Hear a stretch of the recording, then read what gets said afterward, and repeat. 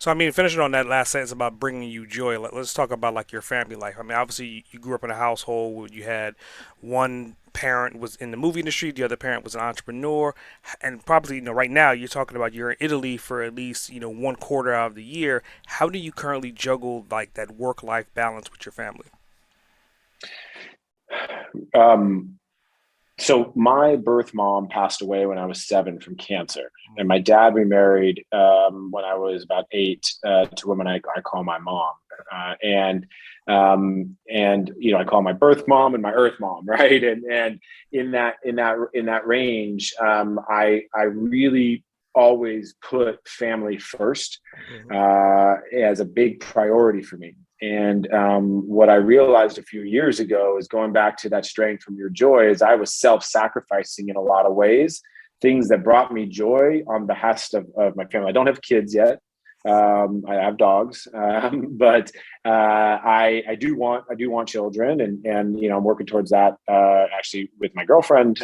We both have a vision of that here in the future, but I realized that if I'm going to be the best version of me, I need to invest into the things that bring me the most joy. Italy is the place for me that brings me the most joy. Now, would it be easier if it was New York or Austin or San Diego or Hawaii? Yeah, in terms of time and time change and all of that.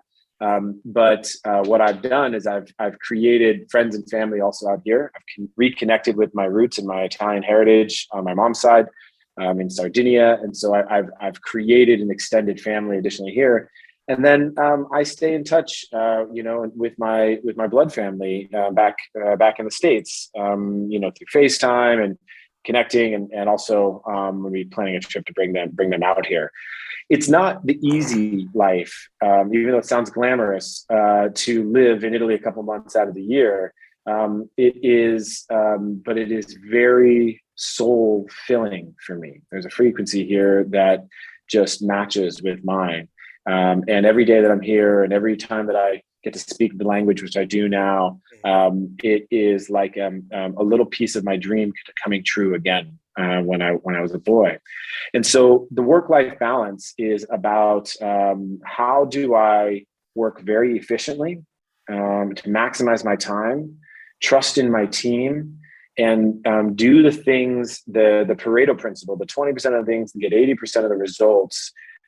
Because I don't believe in working, I don't believe in the hustle and grind culture. I really think it's toxic to today's world. I believe it's not just about rise and grind. Yeah, you have to work hard. Yeah, there's times we got to put in the extra hours.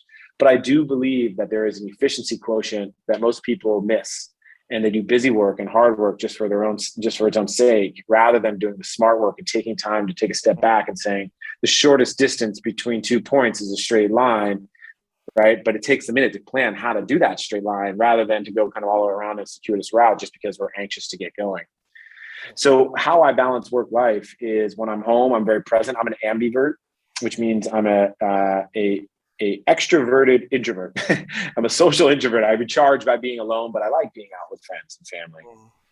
And so when I am home, I'm usually a homebody, and I'll spend time on Sundays. I'll go see my folks. I'll go, spend a weekend with my brother and his kids.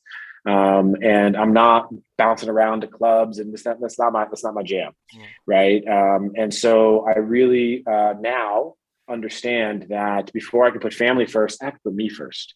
And when I prioritize my physical and my mental health first, I show up better for any and everybody in my life after that.